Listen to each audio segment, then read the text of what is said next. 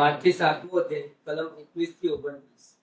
જે કોઈ મને પ્રભુ પ્રભુ કરે છે તે બધા ઈશ્વરના રાજ્યમાં પ્રવેશ પામવાના નથી, પરંતુ જે કોઈ મારા પરમપિતાની ઈચ્છા અનુસાર ચાલશે તેને જ પ્રવેશ મળશે.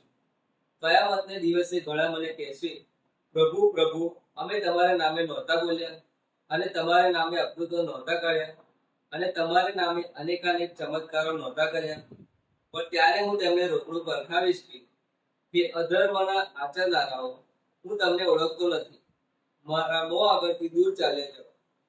એટલે જે કોઈ મારા આ વચનો સાંભળશે અને તે પ્રમાણે ચાલશે તેને હું ડાયા માણસ સાથે સરખાવીશ, જેણે ખડક ઉપર ઘર બાંધ્યું હતું. વરસાદ તૂટી પડ્યો, પૂર ઉમટ્યા, પવન સુસવાટા કરતો તે ઘરને થપાટો મારવા લાગ્યો, પણ તે પડ્યું નહીં, કારણ તેના પાયા ખડકમાં ખોડાયા હતા. અને જે કોઈ મારા આ વચનો સાંભળશે પણ તે પ્રમાણે ચાલશે નહીં, તેને હું મૂર્ખ માણસ સાથે સરખાવીશ, જેણે રેતી ઉપર ઘર બાંધ્યું હતું.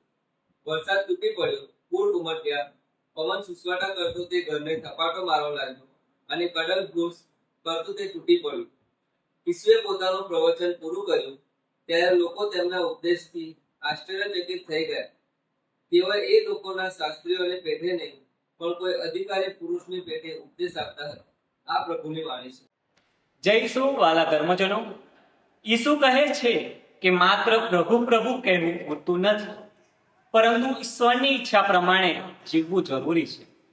જે વ્યક્તિ ઈસુના શબ્દો સાંભળે અને તેનું પાલન કરે છે તે ખડક પર ઘર બાંધનાર સમજદાર માણસ જેવો છે. આપણા જીવનમાં પણ મુશ્કેલીઓ અને પરીક્ષાઓ આવે છે.